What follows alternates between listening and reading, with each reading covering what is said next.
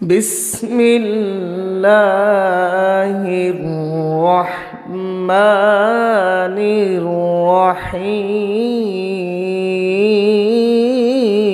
الرحيم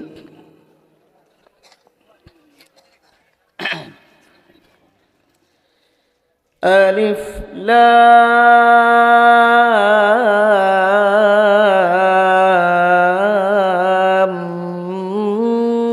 ميم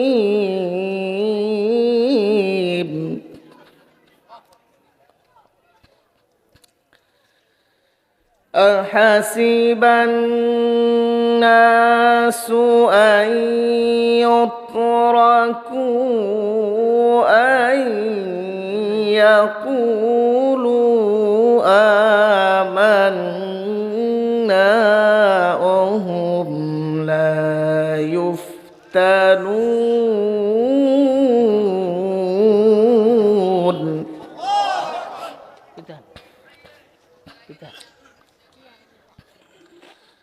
ولقد فتنا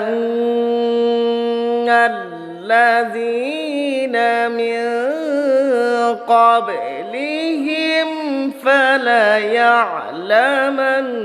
الله الذين صدقوا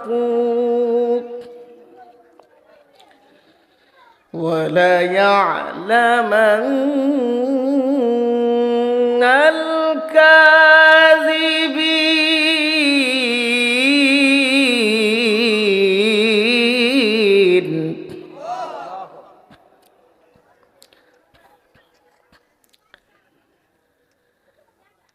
أحسب الناس أن يتركوا أن يقولوا آمنا وهم لا يفتنون.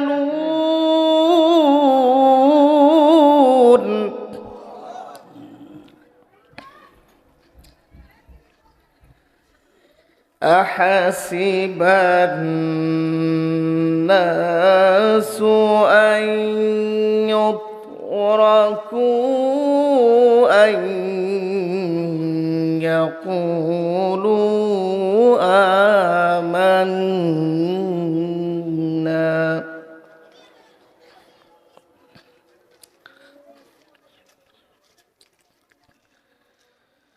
بسم الله الرحمن الرحيم. أحسب الناس أن يتركوا أن يقولوا آمنا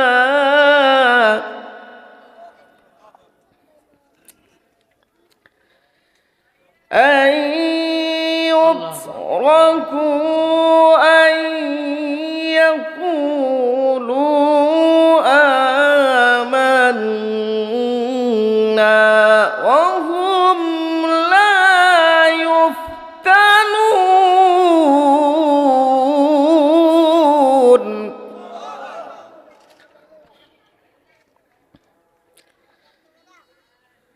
أحسب الناس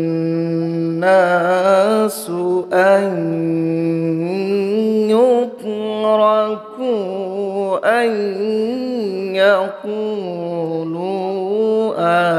آمنا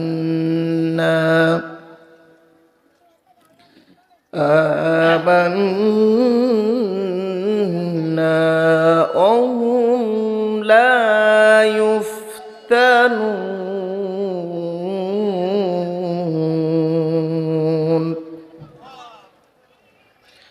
وقال رسول الله صلى الله عليه وسلم: حجبت الجنة بالمقار وحجبت النار بالشهوات، أو كما قال عليه الصلاة والسلام: إن الله وملائكته يصلون على النبي يا أيها الذين آمنوا صلوا عليه وسلموا تسليما আমরা সকলেই দুরূদ ইব্রাহিম পড়ি আমার সাথে। আমরা যেটা নামাজের ভিতরে পড়ি সেই দুরূদটা আমার সাথে আপনারা সকলে পড়েন। আল্লাহুম্মা সাল্লি আলা মুহাম্মাদ ওয়া আলা আলি মুহাম্মাদ কামা সাল্লাইতা আলা ইব্রাহিম ওয়া আলা আলি ইব্রাহিম ইন্নাকা হামিদুম মাজিদ। اللهم بارك على محمد وعلى آل محمد كما باركت على إبراهيم وعلى آل إبراهيم إنك حميد مجيد। ইমানের দাবি যদি কুরবানি হয়, সেই দাবি পূরণে আমি তৈরি থাকি যেন। ও গো দয়াময় আমার প্রভু দয়াময়। যারা পারেন আমার সাথে সুর মিলান। ইমানের দাবি যদি কুরবানি হয়, সেই দাবি পূরণে আমি তৈরি থাকি যেন। ও গো দয়াময় আমার প্রভু দয়াময়। ইমানের দাবি সে তো বসে তাকানো, ইমানের দাবি হলো কিছু বিনিময়। সেই দাবি পূরণে আমি তৈরি থাকি যেন। ও গো দয়াময় আমার প্রভু দয়াময় প্রভু দয়াময়। ইমানের দাবি যদি কুরবানি হয়, সেই দাবি পূরণে আমি তৈরি থাকি যেন। ও গো দয়াময় আমার প্রভু দয়াময়। সকলে বলি আমিন, জোরে বলি আমিন। আমরা ইমানের সাথে ইমান নিয়ে যেন আমরা দুনিয়া থেকে বিদায় নিতে পারি, আল্লাহ যেন সে তৌফিক দান করে। আমরা বলি আমিন। এই দোয়া সবসময় করতে হবে। কি করতে হবে? দোয়া আল্লাহর কাছে চাইতে হবে। আল্লাহ তুমি আমাকে ইমানের সাথে ফাতেমা বিল খাইর, আমার জীবনের শেষ সময় আমার মৃত্যু তুমি নসিব করে দিও। বলি আমিন। কারণ মানুষ যখন মারা যায় ওই কঠিন ক্রিটিক্যাল মুহূর্তেও আপনার এখানে এসেও ইবলিশ তাকে আক্রমণ করে, তাকে সেখানে আক্রমণ করে। সে যেন ইমান নিয়ে যেন মৃত্যুবরণ না করতে পারে, ইমান নিয়ে যেন সে কবর না যাইতে পারে। ইবলিশ সর্বশেষ পর্যন্ত চেষ্টা, তার প্রচেষ্টা, তার সংগ্রাম চালিয়ে যায়। বলে নাউজুবিল্লাহ। এজন্য রাসূলুল্লাহ সাল্লাল্লাহু আলাইহি ওয়াসাল্লাম সব সময় দোয়া করতেন, তিনি আমাদেরকে শিখিয়েছেন। আল্লাহ রাব্বুল আমিন কুরআনুল কারীমে সূরাতুল আল ইমরানে বলেছেন রব্বানা, যারা পারেন আমার সাথে পড়েন, রব্বানা লা তুযিগ কুলুবানা বা'দা ইয হাদাইতানা ওয়া হাব লানা মিন লাদুনকা রাহমাতান ইন্নাকা আনতাল ওয়াহ্হাব। সবাই বলে আমিন। আল্লাহ তুমি আমাকে যে ইমানের পথে রাস্তা দেখিয়েছো, ইমানের উপর যে রেখেছো, আল্লাহ তুমি আমার এই পথ থেকে ইহদিনাস সিরাতাল মুস্তাকিম, সঠিক সরল হেদায়েতের পথ থেকে, রাসূলুল্লাহর দেখানো পথ থেকে আমাদেরকে সরাই দিও না আল্লাহ। তুমি আমাকে গুমরাহি করে দিও না, তুমি আমাকে শয়তানের, উলাইকা হিজবুশ শাইতান, শয়তানের অনুসারী আমাকে তুমি করে দিও না, আমাকে জাহান্নামের রাস্তার দিকে ফেলে দিও না আল্লাহ। তুমি আমাকে সিরাতুল মুস্তাকিমের, ঈমানের উপরে, ইসলামের উপরে, নবী মুহাম্মদুর রাসূলুল্লাহ সাল্লাল্লাহু আলাইহি ওয়াসাল্লামের দেখানো এই পথে আমার মৃত্যুটা তুমি নসিব করে দিও বলে আমিন। প্রিয় ভাইরা আমার, একজন মানুষ সে সারা জীবন আমল করলো, কোরআন পড়লো, হাদিস পড়লো, ইসলামের কথা বলল, কিন্তু জীবনের শেষ মুহূর্তে এসে, মৃত্যুর সময় এসে সে নাস্তিক হয়ে গেল, বলছে দেয়ার ইজ নো গড, আল্লাহ বলতে কেউ নাই, নামাজের কোনো খোঁজখবর নাই, নামাজ নিয়ে কটূক্তি করছে, কোরআন নিয়ে কটূক্তি করে, এরকম মানুষ মুসলমান আছে কিনা বলেন? তাহলে এই অবস্থায় যদি তার ইন্তেকাল হয়, তার জীবনের শেষ সময়টা যদি কি হয়, গুমরাহির উপরে, শয়তানের উপরে যদি তার মৃত্যু হয়, তাহলে এর চাইতে দুর্ভাগ্য আর কি কোনো হতে পারে? হতে পারে না। এজন্য আমরাও যারা এখন যারা নামাজ পড়েন, আলহামদুলিল্লাহ, ইসলামের পক্ষে সপক্ষে আছেন, আখেরাতকে বই করেন, আল্লাহকে বই করে যারা চলছেন, তাদের একটা দায়িত্ব হচ্ছে আল্লাহর কাছে সাহায্য চাওয়া। এটা অহংকার করার কোনো বিষয় নয় যে অন্যরা নামাজ পড়ে না, আমি তো নামাজি, ঠিক আছে, আমি তো নামাজ পড়ি, ওনারা তো দান করে না, আমি দান করি, ওনারা হজ করে না, আমি হজ করি, এরা তো মাহফিলে যান, আমি মাহফিলে যাই, এই ধরনের এটাকে নিজেকে নিয়ে এটা অহংকার করার কোনো বিষয় নয়। কথা কি বুঝতেছেন আমার? আলোচনা কিন্তু একবারে বুঝতে হবে, আলোচনা কি করতে হবে? বুঝতে হবে। আজকে যদি একটা বিষয় যদি আপনারা এখান থেকে যদি শিক্ষা নিয়ে যান আর এটা যদি আমল করতে পারেন, এটি তো সাকসেস, কি বলেন? এটি তো সফলতা। আর যদি দাদা নাতির মতন সারা জীবন ওয়াজ শুনেন, ওই যে আপনার হুজুরে আলোচনায় বলছিল যে হাঁটুর উপরে যদি কাপড় উঠে তাহলে ফরজ তরক হয়। আলোচনা যখন করলো, দাদা এবং নাতি যখন আসতেছিল, তো রাস্তায় আপনার একটু খাল ছিল, দাদা কি করছে, একবারে লঙ্গি টঙ্গি একবারে হাঁটুর উপরে কি একবারে মাশাল্লাহ একবার রেডি। নাতি বলতেছে, দাদা হুজুরে না আলোচনা করলো মাহফিলে হাঁটুর উপরে কাপড় তোলা যাবে না, কাপড় কেন তুললেন? আপনারা হুজুরের কথা তো আপনি মানলেন না। দাদা বলতেছে, নাতি জীবনে বহুত ওয়াজ শুনছি, খালের হেফার রয়েছে, আর হেফার কোনো সময় আইসে না, আনছি না, তুই আজকে এক ওয়াজ আইসা ওই আমারতে বেশি আমলদারি হয়েছে গা। এই ধরনের দাদা যদি আজীবন ওয়াজ শুনে কোনো লাভ হবে বলে? কোনো লাভ হবে না। আমরা শুনবো, মাহফিলে আসবো কিছু শিক্ষার জন্য, জানার জন্য, বুঝার জন্য, আমল করার জন্য। বলেন ইনশা, জোরে বলতে হবে ইনশা আল্লাহ। আপনারা কি শীতে খুব বেশি ভীত হয়ে গেছেন নাকি? সবাই জোরে বলেন, আপনারা কি ভীত হয়ে গেছেন? আওয়াজ আছে তো ইনশাল্লাহ? স্পিরিট আছেন ইনশাল্লাহ? আচ্ছা, যারা এখানে 40 বছরের নিচে যারা যুবক, ইয়াং যুবক যারা আছে, তারা আমার সাথে একটা স্লোগান তো দেখি। যাদের বয়স 40-এর নিচে, আমি দেখি আওয়াজটা আছে কিনা। মানুষ তো মনে করছে যে মানুষ সব চলে গেছে কিনা। এই ছেলেরা শোনো, 40-এর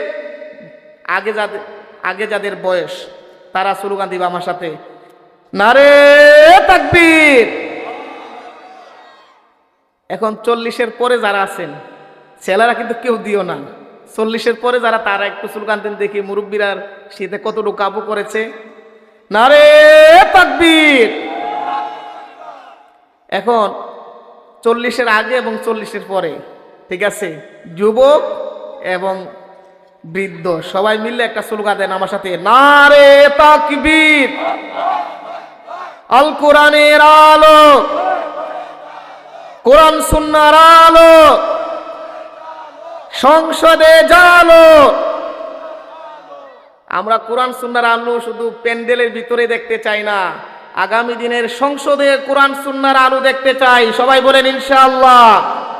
আপনারা সবাই কি প্রস্তুত আছেন? আগামীর বাংলাদেশ কোরআনের বাংলাদেশ হবে ইনশাআল্লাহ। আগামীর বাংলাদেশ কোরআন সুন্নাহর বাংলাদেশ হবে ইনশাআল্লাহ।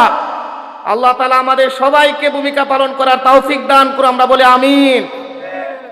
আমাদের প্রিয় বাংলাদেশ পৃথিবীর দ্বিতীয় মুসলিম দেশ। এত মুসলিম 20টা 30টা 50টা দেশে মিলেও এত মুসলিম হবে না। পৃথিবীতে এরকমও দেশ আছে, ঠিক কিনা বলেন? একটা দেশে 2000 লোক মুসলমান আছে, একটা দেশে 1000 লোক মুসলমান বসবাস করে। এরকম পৃথিবীতে দেশ আছে কি নাই?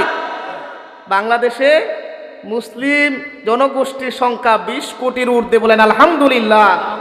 এই দেশে যদি কোরআনের আইন পাশ না হয়, এই দেশের সংসদ যদি কোরআন না যায়, এই দেশের সমাজে যদি কোরআনের আইন দিয়ে পরিচালিত না হয়, এই দেশের সমাজে যদি রাসূলুল্লাহ সাল্লাল্লাহু আলাইহি ওয়াসাল্লামের সুন্নাহ যদি প্রতিষ্ঠিত না হয়, কায়েম না হয়, পৃথিবীর কোন দেশে হবে? এটা আপনাদের কাছে আমি একটি প্রশ্ন রাখতে চাই। প্রশ্ন রাখার আমার অধিকার আছে কিনা বলেন?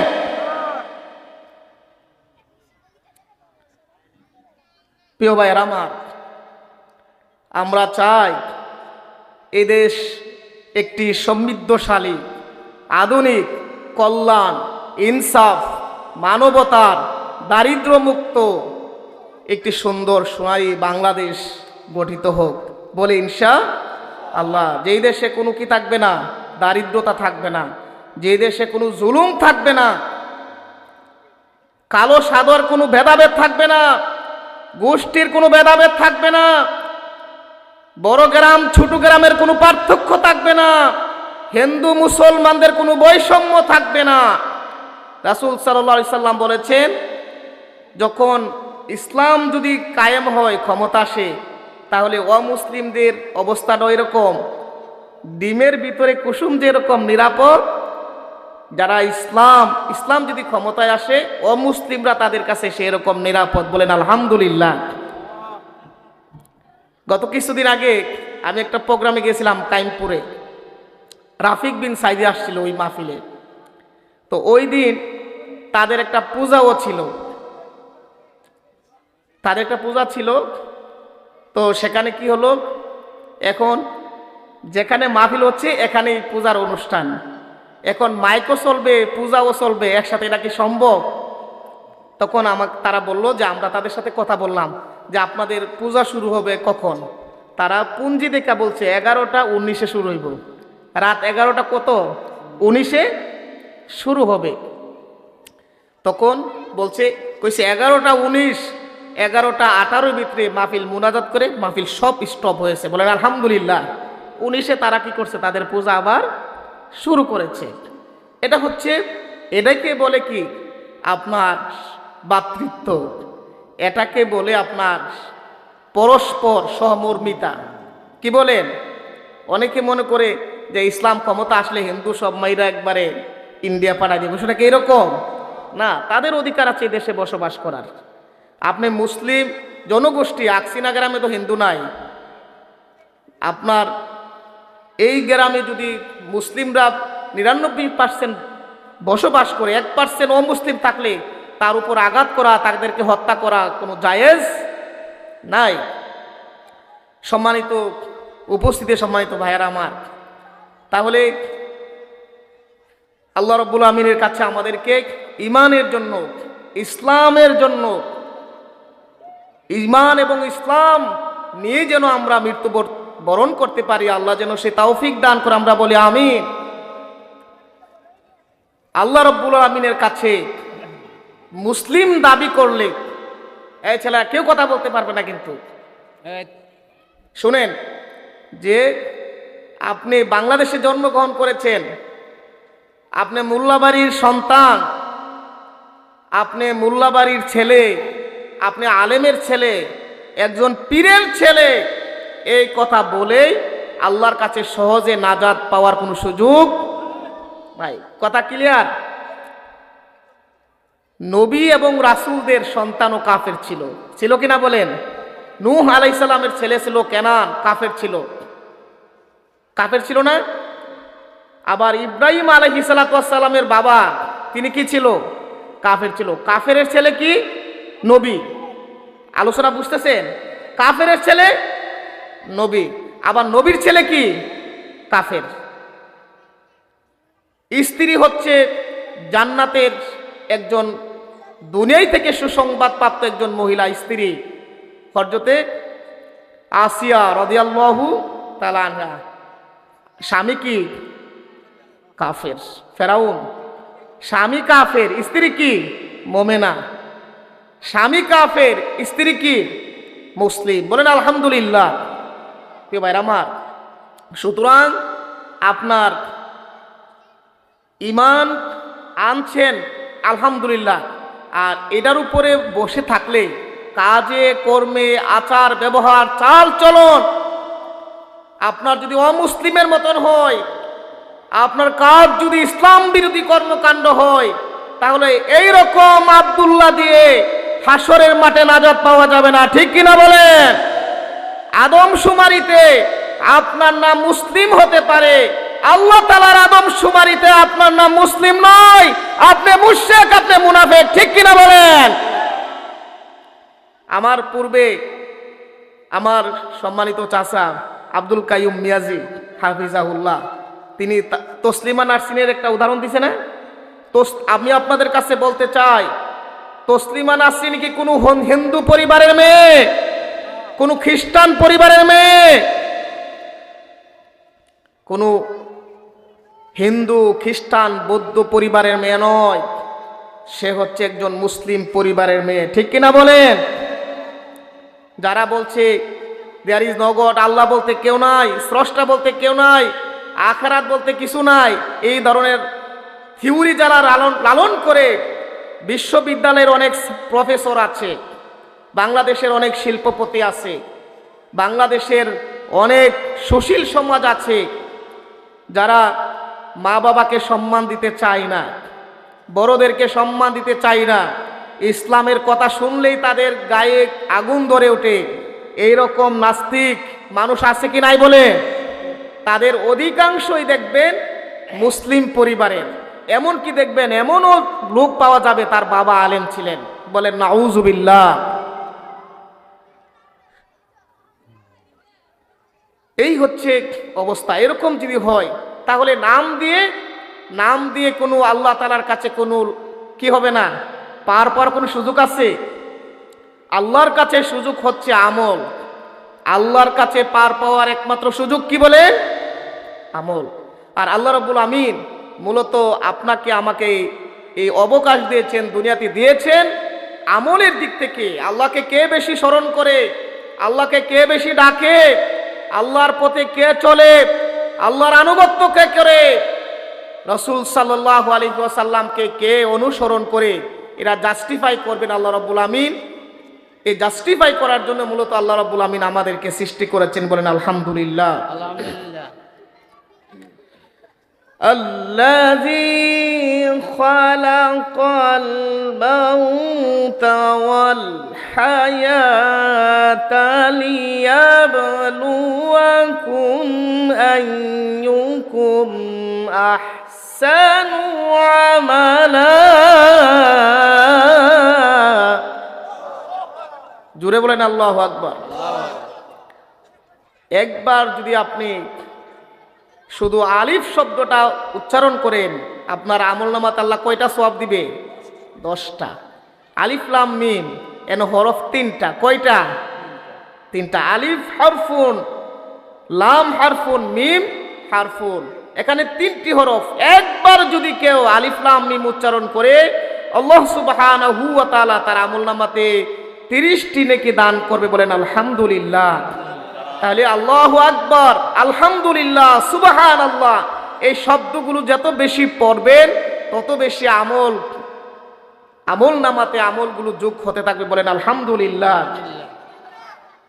বুখারী শরীফের সর্বশেষ যে হাদিস, কালিমাতানে খাফিফাতানে বিল লিসান সাকিলাতানে ফিল মিজান হাবিবাতানে ইলার রহমান সুবহানাল্লাহি ওয়া বিহামদিহি সুবহানাল্লাহিল আযীম। রাসূল সাল্লাল্লাহু আলাইহি ওয়াসাল্লাম বলছেন, জবানে হালকা, জবানে কি হালকা, উচ্চারণ করতে হালকা, কিন্তু মিজানের পাল্লায় দিয়ে অনেক বেশি ভারী হবে। সুবহানাল্লাহ বলেন, সুবহানাল্লাহি ওয়া বিহামদিহি সুবহানাল্লাহিল আযীম। এই শব্দগুলো আমরা উঠতে বসতে চলতে ফিরতে ঘুমাইতে ওঠার পরে আমরা এই শব্দগুলো বেশি বেশি কি করব? উচ্চারণ করব। ব্যবসা করতেছেন ফাঁকে ফাঁকে বলেন আল্লাহু আকবার, বলেন না সুবহানাল্লাহ, বলেন না আলহামদুলিল্লাহ। এগুলা কি কঠিন কাজ? বলেন কঠিন কাজ না। আপনি ধান কাটতেছেন, এই যে রোয়া কাটছেন না, রোয়া কাটেন না, বলেন না সুবহানাল্লাহ, বলেন সুবহানাল্লাহ, আলহামদুলিল্লাহ, বলেন আল্লাহু আকবার, বলেন। এইভাবে কাজ করবেন, কাজ হবে, সোয়াবও হয়ে যাবে। আলহামদুলিল্লাহ। আপনি মোটর সাইকেল চালাচ্ছেন, সুবহানাল্লাহ পড়েন, মনে মনে আস্তাগফিরুল্লাহ পড়েন, আস্তাগফিরুল্লাহ বলেন। দোকানে বসে আছেন, এই দোয়াগুলো পড়েন। কিন্তু আমরা অযথা যত ধরনের কথা আছে, সকল বেহুদা ফাহশা কথা আমাদের মুখ দিয়ে আসে কি নাই বলেন? অথচ মুমিনদের বৈশিষ্ট্য হচ্ছে তারা অযথা কোনো কথা বলবে না। ওয়াল্লাযীনা হুম আনিল লাগযি মুরিদুন। মুমিনরা কখনো বেহুদা অশ্লীল ফাহশা কথা বলতে পারে না। এজন্য আমরা যেই জায়গাতে এই অযথা কথাগুলো হয়, ফাহশা কথাগুলো হয়, সেই জায়গাগুলো আমরা অ্যাভয়েড করার চেষ্টা করব। অযথা কথাগুলো বেশিরভাগ সময় দোকানপাট বাজারে হয়, ঠিক কিনা বলেন? এজন্য রাসূল সাল্লাল্লাহু আলাইহি ওয়াসাল্লাম বলছেন, আহাব্বুল বিলাদে ইলাল্লাহি মাসাজিদুহা ওয়া হাব্বুল বিলাদে ওয়া আবগাদুল বিলাদে ইলাল্লাহি আসওয়াকুহা।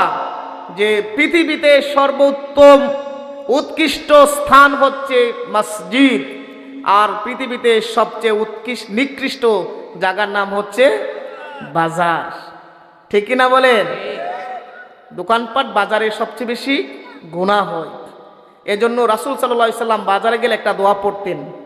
কি পড়তেন?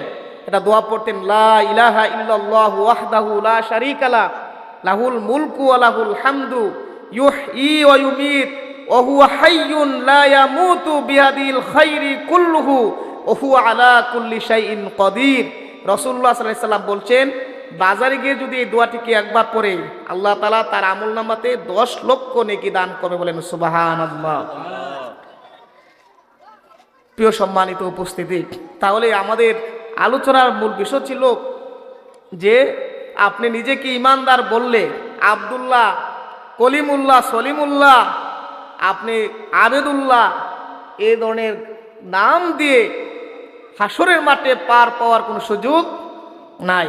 সুযোগ হবে কি দিয়ে? আমল দিয়ে। আল্লাযী খালাকাল মাউতা ওয়াল হায়াতা লিয়াবলুয়াকুম আইয়ুকুম আহসানু আমালা। আল্লাহ রাব্বুল আমিন আমাদেরকে মৃত্যু এবং হায়াত জীবন দিয়েছেন এটা জাস্টিফাই করার জন্য, বিচার করার জন্য। আইয়ুকুম আহসানু আমালা, আমলের দিক থেকে কে কত বেশি উত্তম, বলেন সুবহানাল্লাহ। আমল যার যত বেশি ভালো হবে, হাসরটা তার তত বেশি ভালো হবে। আমল যত খারাপ হবে, হাসরটা তার জন্য তত বেশি কি হবে? খারাপ হয়ে যাবে। আর আল্লাহ রাব্বুল আমিন হাসরের মাঠে কোনো মানুষের উপরে জুলুম করবেন না। লা যুলমাল ইয়াউম, হাসরের মাঠে আল্লাহ রাব্বুল আমিন কেউর উপরে জুলুম করবে না। ফামান ইয়ামাল মিসকালা যাররাতিন খাইরান ইয়ারা ওয়া মান ইয়ামাল মিসকালা যাররাতিন শাররান ইয়ারা। সম্মানিত উপস্থিতি, ঈমান আনছেন এই কথা বললেই হাসরের মাঠে আল্লাহ রাব্বুল আমিন আমাদেরকে ছেড়ে দিবেন না। আল্লাহ রাব্বুল আমিন বলছেন, আহাসিবান নাসু আন ইউতরাকু আন ইয়াকুলু আমান্না ওয়া হুম লা ইফতানুন ওয়ালাকাদ ফাতান্নাল্লাযীনা মিন ক্বাবলিহিম ফালায়া'লামান্নাল্লাহুল্লাযীনা সাদাকু ওয়ালায়া'লামান্নাল কাযিবিন। আল্লাহ বলছেন, হাসিবান নাস, লোকেরা কি মনে করেছে ঈমান এনেছো এই কথা বললেই তোমাদেরকে ছেড়ে দেওয়া হবে? তোমরা ঈমান আনছো এই কথা বললেই তোমাদেরকে হাসরের মাঠে ছেড়ে দেওয়া হবে? আমান্না হুম লা ইফতানুন, তোমাদেরকে ছেড়ে দেওয়া হবে না, অবশ্যই তোমাদেরকে পরীক্ষা করা হবে। যেভাবে তোমাদের পূর্ববর্তীদেরকে কি করা হয়েছে? পরীক্ষা করা হয়েছে। আর আল্লাহ রাব্বুল আমিন দেখতে চান কে সত্যবাদী এবং কে মিথ্যাবাদী। এটা আল্লাহ রাব্বুল আমিন দেখতে চান। দুনিয়াতে কে আল্লাহ তাআলার পক্ষে ছিল, সত্যবাদী কে ছিল, কে মিথ্যাবাদী ছিল, এটা আল্লাহ রাব্বুল আমিন পরীক্ষা করতে চান। আপনারা কি মিথ্যাবাদীর দলে থাকতে চান? আমরা কি মিথ্যাবাদী হতে চাই? গুমরাহি পথে থাকতে চান? আমরা কি হিজবুল্লাহ নাকি হিজবুশ শাইতান? হিজবুল্লাহ, সবাই বলেন হিজবুল্লাহ, আমরা আল্লাহর দলে থাকতে চাই, আল্লাহর পথে থাকতে চাই, রাসূলুল্লাহ সাল্লাল্লাহু আলাইহি ওয়াসাল্লামের অনুসরণের মধ্যে দিয়ে আমরা থাকতে চাই। আল্লাহ আমাদের সবাইকে কবুল করুন, আমরা বলি আমিন। সম্মানিত উপস্থিতি, সহিহ আল বুখারীর তে একটি ঘটনা এসেছে, একজন যুবকের কথা আপনাদেরকে বলতে চাই। যুবকের নাম হচ্ছে আব্দুল উজ্জা। নাম কি? আব্দুল উজ্জা। রাসূল সাল্লাল্লাহু আলাইহি ওয়াসাল্লাম যখন কালিমার দাওয়াত দিচ্ছেন, তাওহীদের দাওয়াত দিচ্ছেন, রাসালাতের দাওয়াত যখন দিচ্ছেন, রাসূল সাল্লাল্লাহু আলাইহি ওয়াসাল্লাম যখন শিরকিয়াত, জাহিলিয়াত, অন্ধকারের বিরুদ্ধে যখন কথা বলছেন, মানুষকে যখন আল্লাহর পথে আহ্বান করছেন, তখন এক যুবক ছিল, তার নাম ছিল আব্দুল উজ্জা। ছোটবেলায় তার বাবা ইন্তেকাল করেছে, চাচার অধীনে সে লালিত পালিত হয়েছিল। সে দীর্ঘদিন অপেক্ষা করেছে যে আমি যেহেতু চাচার অধীনে লালিত পালিত হচ্ছি, চাচা যদি ইসলাম কবুল করেন তাহলে অটোমেটিক আমিও চাচার সাথে ইসলাম গ্রহণ করতে পারবো। এটা আমার জন্য কি হবে? সহজ হয়ে যাবে, কারণ আমি চাচার অধীনে আছি। সে দেখলো যে চাচার কোনো খোঁজখবর নাই, সে ইসলাম গ্রহণ করার কোনো সুযোগ তার মনে হচ্ছে নাই। হঠাৎ করে একদিন গিয়ে বলছে, চাচা আপনি কি জানেন যে মক্কার আব্দুল্লাহর ছেলে মুহাম্মদ, যিনি নবী দাবি করছেন, যিনি জাহিলিয়াত, অন্ধকার, কুসংস্কারের বিরুদ্ধে কথা বলছেন, ইনসাফের কথা বলছেন, কল্যাণের কথা বলছেন, আখিরাতের কথা বলছেন, জবাবদিহিতার কথা বলছেন আল্লাহর সামনে, আপনি কি সেই নবীর, সেই মুহাম্মদুর রাসূলুল্লাহ সাল্লাল্লাহু আলাইহি ওয়াসাল্লামের নাম শুনেছেন? আপনি কি ওনার ব্যাপারে জানেন? তখন চাচা বলছে, হ্যাঁ হ্যাঁ আমি জানি, আমি তার ব্যাপারে শুনেছি। তাহলে চাচা, তাহলে ওনার ব্যাপারে আপনি জানলে, আপনি যদি জেনে থাকেন, তাহলে আপনার মতামতটা কি? আপনার মতামতটা কি? চাচা বলতেছে, তোমার মতামত কি? তোমার মতামত কি? তখন আব্দুল উজ্জা বলছেন, চাচা আমার মতামত হচ্ছে আপনি ইসলাম গ্রহণ করেন আর না করেন, তিনাকে রাসূল হিসাবে আপনি ঘোষণা দেন আর না দেন, কিন্তু আমি ঘোষণা দিচ্ছি তিনি আল্লাহর রাসূল, আমি মুসলিম হতে চাই, ইসলাম গ্রহণ করতে চাই। বলেন আলহামদুলিল্লাহ। চাচা বলছে, ভাতিজা বেশ ভালো, তবে শুনো, এই যে ঘোষণা দিলা, এর পরবর্তীর রিয়াকশনটা কি জানো? বলছে কি? তোমার যে সহায় সম্পদ আমার কাছে আছে, এর এক চুল পরিমাণ সম্পদ আমার কাছে তুমি আর পাইবা না। ভাতিজা বলছে ওকে ঠিক আছে। এরপর বলছে, তোমার যে ঘর ছিল এই ঘর পাবা না, তোমার এই ছিল, তোমার সে ছিল। ভাতিজা বলছে আলহামদুলিল্লাহ, যা বলে তাই কি? আলহামদুলিল্লাহ। একটা পর্যায়ে বলতাছে, ভাতিজা তোমার শরীরে যে কাপড়গুলো আছে, জামাগুলো আছে, এই জামাগুলো তো আমার টাকা, এই জামাগুলো কি? আমার টাকা, তুমি এই জামাগুলো খুলে ফেলতে হবে। বলেন নাউজুবিল্লাহ, জুড়ে বলেন না নাউজুবিল্লাহ। সম্মানিত উপস্থিতি, আব্দুল উজ্জা ঘর ছাড়লেন, বাড়ি ছাড়লেন, সম্পদ ছাড়লেন, সব কিছু ছাড়লেন। আব্দুল উজ্জা বলছেন, চাচা ইসলামের জন্য, ইমানের জন্য, দিনের জন্য, আল্লাহর জন্য, রাসূলুল্লাহর জন্য যদি আমার পরনের কাপড়গুলো যদি আপনি খুলে রাখতে চান, তারপরেও আমি সবগুলো খুলে দিতে পারবো, তারপরও ইসলাম ছাড়তে পারবো না। বলেন সুবহানাল্লাহ, জোরে বলেন না সুবহানাল্লাহ। আমি যে সিদ্ধান্ত নিয়েছি চাচা, আমি যে ডিসিশন নিয়েছি, এই ডিসিশনের উপর আমি ইস্তেকামত থাকতে চাই, অবিচল থাকতে চাই। চাচা আমি ইসলাম গ্রহণ করতে চাই, আমি সব কিছু দিতে পারবো। টকবকে যুবক তার শরীরের কাপড়গুলো খুলে ফেললেন, উলঙ্গ অবস্থায় দৌড়ায়া মায়ের কাছে গেলেন। মা এই যুবক ছেলের উলঙ্গ অবস্থা দেখে সাথে সাথে চোখে হাত দিলেন, চোখে হাত দিলেন। আর মা বলছেন, বাবা তোমার এই অবস্থা কেন হলো, কারণ কি, কি ঘটনা হয়েছে? আব্দুল উজ্জা বলছেন, মা ইমানের জন্য, ইসলামের জন্য চাচা আমার সব কিছু রাখলেন, আমার শরীরের কাপড় পর্যন্ত খুলে রেখেছেন।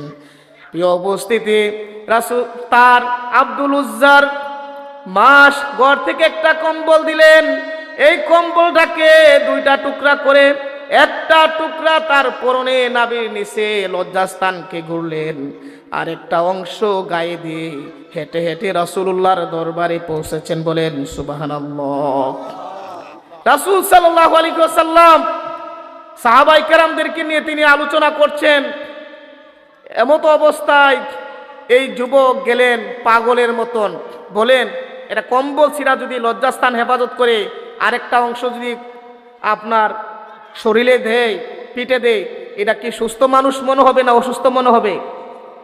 সে পাগল মনে হবে না? সবাই আশ্চর্য হয়ে গেলেন এই যুবককে দেখে। যুবককে দেখার পরে রাসূল সাল্লাল্লাহু আলাইহি সাল্লাম বলছেন, যুবক তোমার এই অবস্থায় কেন হলো? তখন সে বলছেন, ইয়া রাসূলুল্লাহ, আমি সিদ্ধান্ত নিয়েছিলাম ইসলাম গ্রহণ করব। এই কথা বলার কারণে আমার চাচা আমার সব সম্পদ রাখলেন, এমনকি আমার পরনে যে কাপড়গুলো ছিল সেইগুলো পর্যন্ত খুলে রেখে দিয়েছেন। বলেন নাউযুবিল্লাহ। এখন তুমি কি করতে চাও? রাসূলুল্লাহ বলেছেন, তখন আব্দুল উজ্জা বলছেন, ইয়া রাসূলুল্লাহ, এখন আমি ইসলাম গ্রহণ করতে চাই। আল্লাহ রাসূল আব্দুল উজ্জাকে কালিমা পড়ে মুসলমান করে দিলেন। লা ইলাহা ইল্লাল্লাহ মুহাম্মাদুর রাসূলুল্লাহ। সকলে পড়েন, লা ইলাহা ইল্লাল্লাহ মুহাম্মাদুর রাসূলুল্লাহ সাল্লাল্লাহু আলাইহি ওয়াসাল্লাম। রাসূল সাল্লাল্লাহু আলাইহি সাল্লামের চোখ দিয়ে ওজুরে পানি পড়লেন। সাহাবায়ে কেরাম যারা ছিলেন তাদের চোখ দিয়ে ওজুরে পানি পড়লো। আল্লাহ রাসূল বলছেন, তার ঘর নাই, বাড়ি নাই, কিছু নাই। বলছে, আজকে থেকে তুমি আসহাবে সুফার সদস্য, তুমি এখানেই থাকবা, তুমি এখানেই থাকবা। আব্দুল উজ্জা আসহাবে সুফা সাহাবায়ে কেরামদের সাথে থাকছেন। আর সবাই যখন ঘুমে যায় তখন সে জোরে জোরে কোরআন পড়ে। জোরে জোরে কি পড়ে? কোরআন পড়ে। কয়েকদিন পরে কয়েকজন অভিযোগ দিলেন, ইয়া রাসূলুল্লাহ, আব্দুল উজ্জা এত জোরে কোরআন তেলাওয়াত করে আমরা কেউ ঘুমাইতে পারি না, কেউ ঘুমাইতে পারি না আব্দুল উজ্জার কোরআন তেলাওয়াতে। রাসূলুল্লাহ বলছেন, ও সাহাবায়ে কেরাম, তোমরা শুনো, আমার আব্দুল উজ্জাকে চিল্লাইতে দাও, কারণ তার ঈমান বড় কঠিন ঈমান, তার ঈমান বড় দামি ঈমান। ঈমান আনার জন্য পরনের কাপড় পর্যন্ত আনতে পারে নাই, সুতরাং তাকে তোমরা চিল্লাইতে দাও। বলেন সুবহানাল্লাহ। জোরে বলেন না সুবহানাল্লাহ। প্রিয় ভাইরা আমার, কত কষ্ট, কত স্যাক্রিফাইস করেছেন সাহাবায়ে কেরাম রিদওয়ানুল্লাহি তাআলা আলাইহিম আজমাইন। তাদের ঈমান কত মজবুত ছিল, তাদের ঈমান কত দামি ছিল।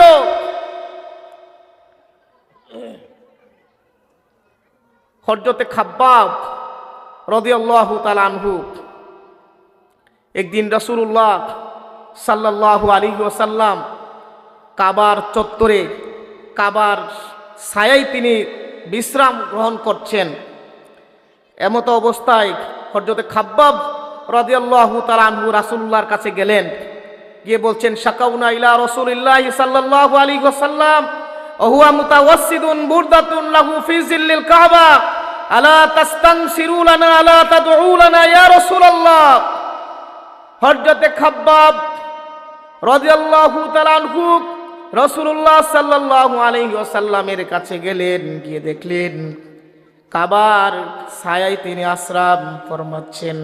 হযরতে খাব্বাব গিয়ে বলছেন, আলা তাস্তানসিরু লানা আলা তাদউ লানা ইয়া রাসূলুল্লাহ, হে আল্লাহর রাসূল, আমার জন্য আল্লাহ তাআলা, আমাদের জন্য আল্লাহ তাআলার নিকট একটু দোয়া করবেন না, সাহায্য চাবেন না? আমরা তো মার খেতে খেতে শেষ হয়ে যাচ্ছি। মার খেতে খেতে কি হয়ে যাচ্ছি? শেষ হয়ে যাচ্ছি। ইয়া রাসূলুল্লাহ, আপনি কি আমাদের জন্য একটু দোয়া করবেন না? আল্লাহ রাসূল সাল্লাল্লাহু আলাইহি ওয়াসাল্লাম তাকে বলছেন, قد كان من قبلكم يؤخذ الرجل فيحفر له في الأرض فيجعل فيها ثم يؤتى بالمنشار فيضع على رأسه। আল্লাহ রাসূল সাল্লাল্লাহু আলাইহি ওয়াসাল্লাম হযরত খাব্বাবকে বলছেন, ও খাব্বাব শোনো, তোমাদের পূর্বে যারা ঈমান এনেছিলেন, তোমাদের পূর্বে যারা ঈমান এনেছেন, ঈমান আনার কারণে তাদের ঘর থেকে বের করে নিয়ে আসা হয়েছে, তাদেরকে জমিনে গর্ত করা হয়েছে, এই গর্তের ভিতরে তাদের কোমর পর্যন্ত তাদেরকে গেঁথে রাখা হয়েছে। এরপরে তাদের এমন অবস্থা ছিল, তখন তাদের করাত আনা হয়েছে, করাত তাদের মাথার উপর রাখা হয়েছে। এরপরে করাত দিয়ে দিয়ে এই মানুষটাকে চিরে চিরে দ্বিখণ্ডিত করা হয়েছে। বলে নাউজুবিল্লাহ। ও খাব্বাব মা ইয়াসুদ্দুহু যালিকা আন দীনিহি। ও খাব্বাব, এমন নির্যাতন করার পরেও সেই সময় ইমানদার করে না, তারা আল্লাহর দিন থেকে, ইসলাম থেকে একটু পরিমাণ সরে যায় নাই। সুবহানাল্লাহ বলেন। ওয়াল্লাহি লা ইউতিম্মান্নাল্লাহু হাযাল আমর হাত্তা ইয়াসিরু ওয়াকিবু মিন সানাআ ইলা হাদরাল মাউত লা ইয়াখাফু ইল্লাল্লাহ। হযরত খাব্বাব বলছেন, খাব্বাবকে রাসূলুল্লাহ বলছেন আল্লাহি, কে কসম করছেন? রাসূলুল্লাহ কসম করে বলছেন আল্লাহি লা ইউতিম্মান্নাল্লাহু হাযাল আমর। ও খাব্বাব, আমি আল্লাহর নামে শপথ করছি, অচিরে এমন একটি সময় চলে আসবে যে হাজারা মাউত থেকে, সেই সানা থেকে, ইয়েমেনের রাজধানী সানা থেকে সৌদি আরব পর্যন্ত হাজার হাজার মাইল দূর, রাতে নিশীতে সুন্দরী মহিলা তার সৌন্দর্যের বর্ষা নিয়ে, ধনীরা ধনাঢ্য ব্যক্তিরা তাদের ধন সম্পদ নিয়ে রাতে একাকী অথবা দলবদ্ধভাবে তারা সফর করবে। লা ইয়াখাফু ইল্লাল্লাহ, আল্লাহর বই ছাড়া তাদের ভিতরে আর কোনো বই থাকবে না। বলেন সুবহানাল্লাহ। ওয়ালাকিন্নাকুম তাস্তাজিলুন। খাব্বাব, এখনই তাড়াহুড়া শুরু করে দিচ্ছ? এই সময় কি তাড়াহুড়া করে দিয়েছ? বলেন সুবহানাল্লাহ। প্রিয় সম্মানিত উপস্থিতি, সম্মানিত ভাইরা আমার, ঈমান আনার কারণে, ইসলাম কবুল করার কারণে কি নির্যাতন হয়েছিল আমাদের পূর্বের মুসলিম আমাদের ভাইদের উপরে। কথা কি বুঝতে পেরেছেন? কথা কি বুঝতে পেরেছেন? আমি শেষ করে দিচ্ছি এভাবে। রাসূল সাল্লাল্লাহু আলাইহি ওয়াসাল্লাম তিনি একটি ভবিষ্যৎবাণী করছেন। তিনি একটি ভবিষ্যৎবাণী করছেন। হাদিসটি প্রখ্যাত সাহাবী হযরত মুআজ ইবনে জাবাল রাদিয়াল্লাহু তাআলা আনহু তিনি হাদিসটি বর্ণনা করেছেন। হাদিসের শেষ অংশ হচ্ছে আল্লাহ রাসূল বলছেন, আলা ইন্নাল কিতাবা সুলতানা লিয়াফতারিকুন ফালা তুফারিকুল কিতাব, যে অচিরে তোমাদের উপর এমন শাসক চেপে বসবে তোমাদের ঘাড়ে, যারা তাদের শাসন ক্ষমতা থেকে কোরআনকে, আল্লাহর বিধানকে তারা পৃথক করে ফেলবে। কথা কি বুঝতে পেরেছেন? তোমাদের উপরে এমন শাসক নিয়োজিত হবে যারা আল্লাহর কোরআনকে শাসন ক্ষমতা থেকে, রাষ্ট্র ক্ষমতা থেকে তারা পৃথক করে ফেলবে। বলেন নাউজুবিল্লাহ। তখন রাসূলুল্লাহ সাল্লাল্লাহু আলাইহি ওয়াসাল্লাম বলছেন যে ফাইন্না তুআতুমুহুম ইউদিল্লুকুম, ওই সমস্ত শাসকদেরকে যদি তারা আনুগত্য করে তাহলে তারা ঈমান হারা হয়ে যাবে। ফাইন্না তুআতুমুহুম ইউদিল্লুকুম, যদি তাদের আনুগত্য করে, সেই সমস্ত শাসকদের আনুগত্য তারা করে, তাহলে ইউদিল্লুকুম, তারা গুমরাই হয়ে যাবে, তারা ঈমান হারা হয়ে যাবে। ওয়া নাসাইতুমুহুম ফাকাতালুকুম, আর যদি তাদেরকে অস্বীকার করে, তাদের আনুগত্য অস্বীকার করে, তাদের চুক্তি অস্বীকার করে, তাদের কথা যদি অমান্য করে, তাহলে তাদের কেল্লা থাকবে না। কি থাকবে না? কেল্লা থাকবে না। আনুগত্য করলে ঈমান থাকবে না, আর ঈমান থাকলে কি থাকবে না? কেল্লা থাকবে না। কথা কি বুঝতে পেরেছেন? ফাইন্না তুআতুমুহুম ইউদিল্লুকুম, আনুগত্য করলে ঈমান থাকবে না।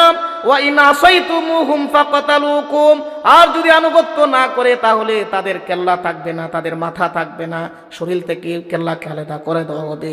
মুআজ ইবনে জাবাল রাদিয়াল্লাহু তাআলা আনহু বলছেন, ক্বালা ইয়া রাসূলুল্লাহ কাইফা নাসনাউ, এরকম পরিবেশ যদি এখন হয়ে যায় তাহলে আমরা কি করব? আমাদের করণীয় কি হবে? আমরা তখন কি সিদ্ধান্ত নিব? আল্লাহ রাসূল বলেছেন, ক্বালা কামা আসহাবু ঈসা নুশিরু বিল মিনশার ওয়া হুমিলু আলাল খাশাবি মাউতুন ফি তাআতিল্লাহি খায়রুম মিন হায়াতি ফি মাসিয়াতিল্লাহি আযজা ওয়া জাল্লা। হাদিসের একটু অংশ বলছি। আল্লাহ রাসূল বলেছেন, ও মুআজ, এরকম অবস্থা যদি তোমাদের হয় তাহলে শোনো, আল্লাহর নাফরমানি করে, বেঈমান হয়ে, মুনাফিক হয়ে, মুশরিক হয়ে দুনিয়াতে বেঁচে থাকার চাইতে আল্লাহর পথে শহীদ হয়ে যাওয়াই উত্তম হবে। বলেন সুবহানাল্লাহ। নাফরমানি করে 500 বছর বেঁচে থাকার চাইতে, 100 বছর বেঁচে থাকার চাইতে, এমপি হওয়ার চাইতে, মন্ত্রী হওয়ার চাইতে, শরীফ উসমান হাদির মতন অল্প বয়সে 30 বছরে শহীদ হয়ে যাওয়াই উত্তম হবে। বলেন সুবহানাল্লাহ। প্রিয় সম্মানিত ভাইরা আমার, তাহলে ঈমান বড় দামি জিনিস। ঈমান যেখানে সেখানে কি করা যাবে না? বিক্রি করা যাবে না। ঈমানের মর্যাদা বুঝতে হবে, ইমানকে গুরুত্ব দিতে হবে, ইমানের জন্য জীবন দিয়ে দিতে হবে প্রয়োজনে। আমাদের দেশে একটি কথা প্রচলন আছে যে জীবন বাঁচানো ফরজ, অনেকে বলে না, এটি একটি শিরকিয়াতের কথা। ইমান বাঁচানো ফরজ নয়, জীবন বাঁচানো ফরজ নয়, বরং ইমান বাঁচানো ফরজ, ঠিক কিনা বলেন? সুতরাং আসুন আমরা আমাদের ইমানকে গুরুত্ব দিয়ে আল্লাহ তাআলার নিকট ইমানের অবস্থায় যেন আমরা মৃত্যুবরণ করতে পারি, ইমানের উপর যেন ইস্তেকামাত অবিচল যেন আমরা থাকতে পারি। আল্লাহ তাআলা আমাদেরকে সে তৌফিক যেন দান করে, আমরা বলি আমিন। আজকের এই আয়োজন, এই সুন্দর মাহফিল, আমার প্রিয় গোলাম জিলানী সে সুন্দর একটি মাহফিলের আয়োজন করেছেন। আল্লাহ রাব্বুল আমিন তার এই দুনিয়া এবং আখিরাতকে সুন্দর করে দেন, আমরা বলি আমিন। যারা আজকে এসেছেন, আলোচনা শুনেছেন, শুনবেন, বিশেষ করে সম্মানিত উলামায়ে কেরাম যারা আসছেন, আমাদের সম্মানিত প্রধান বক্তা মাওলানা সালাউদ্দিন নয়নপুরি সাহেব, তিনি আমাদের স্টেজে এসেছেন। আমরা সকল উলামায়ে কেরাম যারা আজকে আসছেন, আল্লাহ রাব্বুল আমিনের কাছে দোয়া করছি। যারা এসেছেন পর্দার আড়ালে অনেক মা বোনরা, আমার কাছে মনে হচ্ছে এখানে যতজন পুরুষ আছে এর চেয়ে বেশি মহিলা আছে, বলেন আলহামদুলিল্লাহ।